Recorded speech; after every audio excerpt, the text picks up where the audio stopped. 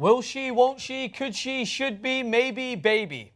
Those are all names of songs probably by the Backstreet Boys, but they're also a way to describe what's going on between Dana White and what he knows about Ronda Rousey. Because from what we have seen, Jason Rubin, following the Ronda Rousey story since her emphatic knockout against Holly Holm, is that we don't really know what's going on with her. A few snippets here, a few posts there, her eating an apple, her back training. It's a while ago, yeah. She's kind of flown under the radar, but still, Dana White, he must know something because he keeps alluding to the fact that she could be returning to the octagon this year. Well, it's one of those things where Dana White knows something, he's planning something, something's churning in his head, and all we can do is, unfortunately, speculate. MMA insiders, they constantly start stirring up possible, rumored, I heard this, I heard that. But Combate had an interview with Dana White, a popular MMA publication in Brazil, where a lot of UFC fighters hail from in the first place.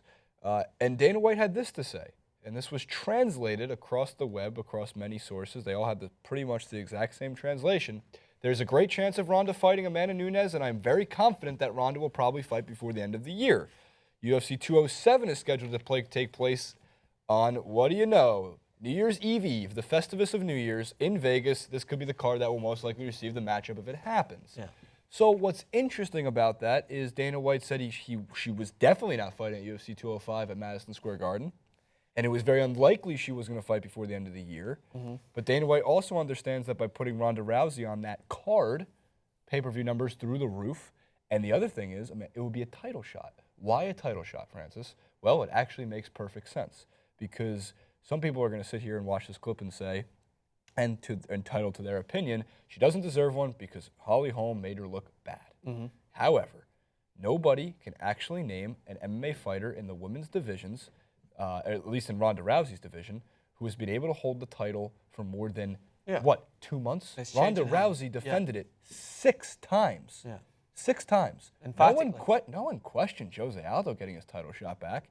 You can't question Ronda Rousey. She's the only one prior to her Holly Holm experience that was able to hold the belt. Everybody else has shifted, and she's beaten 2 of them that have held the belt most recently.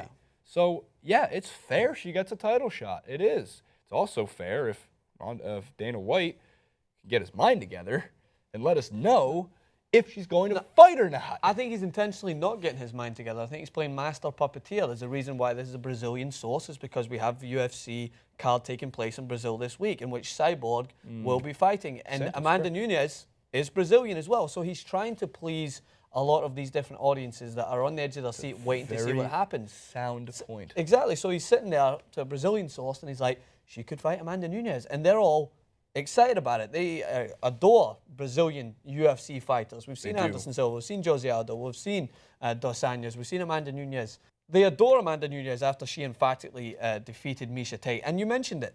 The belt is changing hands so much so. Holly Holm beats Ronda Rousey, then she loses to Miesha Tate, then Miesha Tate loses to Amanda Nunes. So those same people that are arguing against Ronda Rousey just don't like Ronda Rousey. They don't like the way that she handled the situation beforehand, the way that she kind of was predicting what was going to happen in the fight. But these things happen. People will love or hate these athletes. That is a redundant case to make the point that she shouldn't get a title fight when she comes back. Of course she should. This division's not so competitive top to bottom that you're like, no, she's got to go past her, and her. They had their chance to keep hold of the belt. They lost it. So now, if Ronda Rousey chooses to come back, I absolutely agree she deserves a title shot. But that isn't the only fight that's been predicted. Dana White himself has talked about how in a dream world, she would fight Cyborg as well, because she's been controlling that division. They've been trying to get that fight, depending on the weight class. The weight. Credit, by the way, to Uprocks for the point on the title defense quote. I just wanted to make sure that was cited. And also, on Cyborg, that's the fight because there's so much hate between those two. Or at least it's on the surface. It seems like there's hate between those two.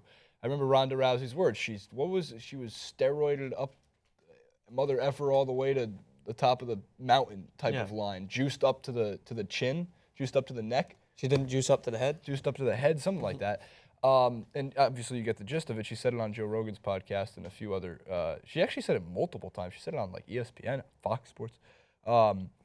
So that's a fight that would make for an interesting payday for Dana White and an interesting storyline in terms of the women's division. I find the women's division to be at least Miesha Tate, Holly Holm, Ronda Rousey, Nunes to be compelling fights, while Joanna Jędrzejczyk absolutely demolishes her own division. Yeah. So there's something that I think that he's playing this sort of card as to anything can happen simply because he wants to cover all of his bases. Because I still think that he's waiting to hear something for Ronda Rousey. I think that Ronda Rousey is in training. I think that she's shown that enough. I don't think that she has just been sitting around waiting to decide what's going to go on with her life as much as the media would like to portray that. I think that she's a professional athlete, and I don't think it sits well with her that people are doubting her ability. I think any athlete that's driven by the same fire to reach success is driven by the same fire to overcome adversity. I think that's what drove Conor McGregor to take up the fight against Nate Diaz after it and to prove to everyone that he wasn't going to be hindered by that obstacle. And I think Ronda Rousey's driven by the same... I think she's made up by the same ingredients, and I think that she will want to come back. It's just on who's she going to fight. I personally think it would be a good fight to see her come back and have a title fight against Amanda Nunes. Both of them, the way that Amanda Nunes' striking ability and fearlessness up against one of the greatest, if not the greatest, women's UFC champion of all time. Yeah, I would like to see Nunes. I would like to see that fight, and then at some point, I'd like to see her fight Miesha Tate again. Yes, obviously again. Because I think that would be compelling as well. I just like the storylines that can come out of those specific fights, those cards in itself. I think it makes for another great product ahead of the UFC. Francis, where do they comment? Above. New comment section. It just went up above. It's above the clip. So what you're going to do is you're going to click above.